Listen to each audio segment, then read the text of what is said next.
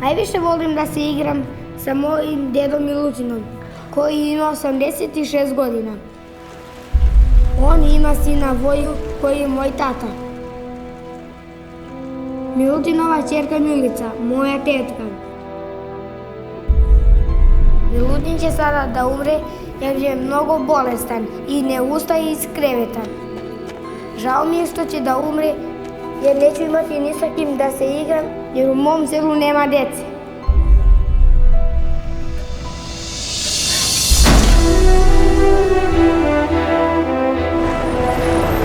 Kako u transporteru? Da se čuje kad ti gađamo? Čuje se. Hoće da pitaš vani kada se mi vozimo? Vama to ne treba. Zašto? Vi ste šiptari. Pa recimo da smo Srbi.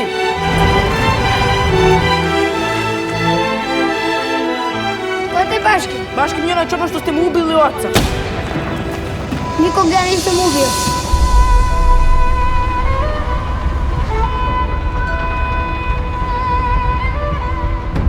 Mirdita!